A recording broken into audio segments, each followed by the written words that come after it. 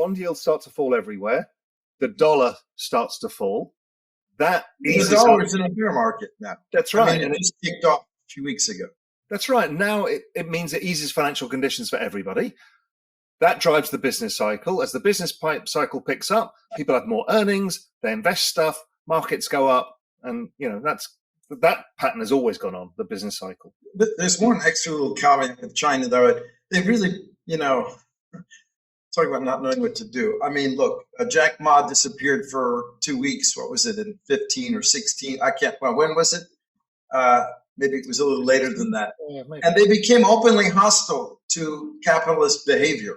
So that doesn't help things. I have to say, they really brought their own pain onto themselves. I was in Hong Kong in January, and I was meeting with investors and getting a lay of the land a little bit. And the only thing anyone could talk about there was that there were some mainland Chinese commercial real estate bonds that were trading at 80 cents on the dollar. And supposedly they had the backing of the government. Raoul, individuals are involved in making decisions in terms of how they allocate assets as well. I would say it's a dirtier combination of the authorities, but then the global investor pool or global investable capital does have a reflexive effect when the markets get moving. So, I mean, I wouldn't. There's $6 trillion now in T-bills, right? I think is the number in money market funds and T-bills. So, I think it's a combination. Jason, I know you're trying to figure out, because liquidity. What is liquidity? How does the cycle work, right?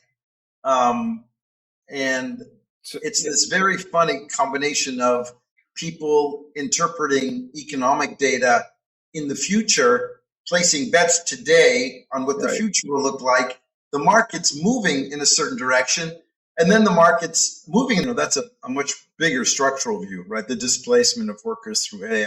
Yeah.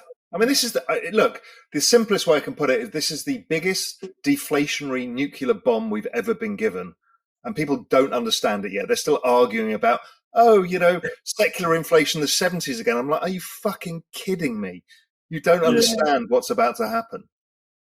Well, productivity also explodes, which is good. Yep. But I think people find new forms of work. I'm not that negative because I'm not negative of work per se. Yeah. I think it's like, because we're retiring a load of people that are going to die, we're replacing with more and more robots and AI. So you actually increase GDP growth. How it gets distributed, who the hell knows? We'll figure that out when it happens. But I don't think we're going to lose jobs yet. I think the next 10 years is probably about having superpowers where we can do stuff with AI. All right, let me ask you guys what is probably a really dumb question. Polymarket showing 50-50 odds for Republican and Democrats in November. Does the U.S. president impact the global market advice? No. He's a tech guru, right? So, all right. So then the question becomes: look, you young guys are very funny, because this is, you're trying to figure out what drives all these things, right? And the funny thing is that it really more or less has stayed, not the same, but it's very similar. And when it changes, it rhymes. Anyway. I mean, what I'm trying to figure out is how to run a business is what it comes down to. Like, I don't trade like you guys do. Long right now. Yeah. So don't make it hard on yourself. Stay long your Bitcoin and your ETH, right? Your business should be booming. You have conferences and data and news, right?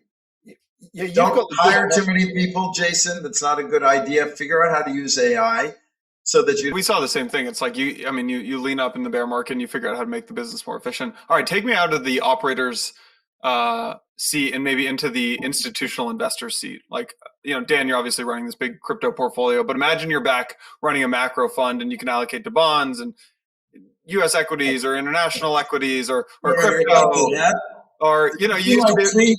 Did you see my tweet today? No, I didn't see your tweet on LinkedIn. I put something on LinkedIn because listen to this, Raoul.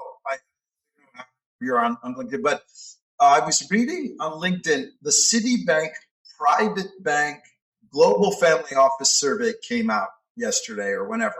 And one of the guys on LinkedIn posted, cannot believe it. Global family offices, it's apparently as surveyed in this piece, there it is, 20th year wedding anniversaries in a few weeks. Yeah, we'll have you on afterwards.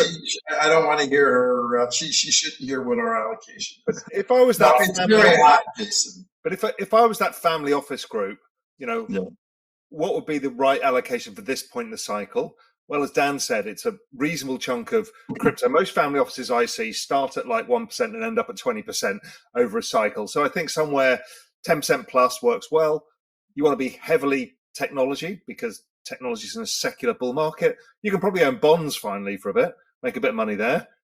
But whatever I would do in bonds, so I'm still a big proponent of gold, and I'm still very involved there.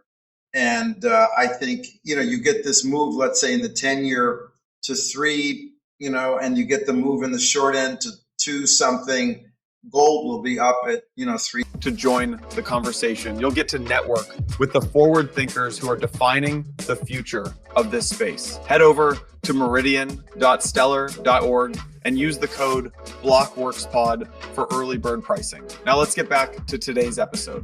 Hey everyone, we all know that there's a massive shortage of top senior marketers in crypto. We've seen it over and over that teams are constantly struggling to get their go-to market done right.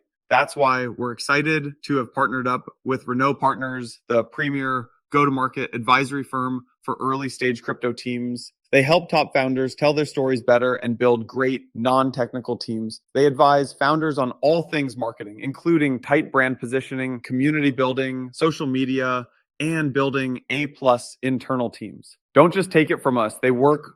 That was sort of a nice place to, take some profit. You definitely don't reduce the whole thing, but what would you put? What's that? What would you? The issue is I get to is okay. Let's say Bitcoin's at 400,000. Yeah. You take money off, and what the hell do you do with it? Well, you know what? Look, having managed money for so long, you ask that same question to yourself all the time because you have a great idea, a great bet. It goes to where you think it's supposed to go. And you always think, what am I going to do with it then? But there are always new opportunities if you're open to them. So look, this is the big one. This is, as I've said many times, sort of the biggest macro investment opportunity I've ever seen of all time. It is, and so, but even so, there are a lot of young people in it, and there's a lot of speculation, and there's a lot of garbage, and there are bad actors in the space also, and because bad actors are drawn to crazy opportunity like this, it always is that way on the edge.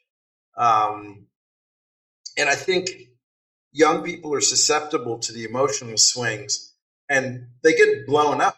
I mean, I can remember being in my 20s and 30s and having, being down $30 million in a week or whatever it was and being unhappy.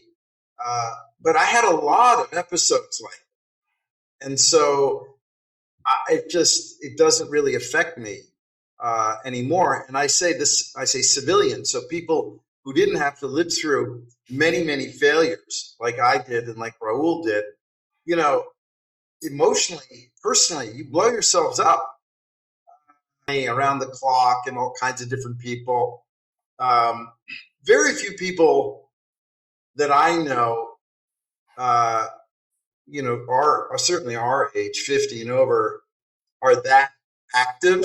I would say Novo is still active. I saw him a few weeks ago in his office, and he was hitting it like, we got to get on one of these chats, for his to bring it. It should be the 3 of us.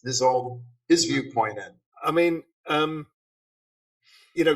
know, as Dan does, a lot of macro people have moved almost entirely into this space. I don't know. Not a lot. Well, there's a few, but none of those people trade. Literally none of them. Except Nova. Except Nova. It's like, what? No, well, he said he needs his hits. He needs his hits. But speaking to another guy who's very, very famous in the space, or not in the space, but just as one of the greatest traders of all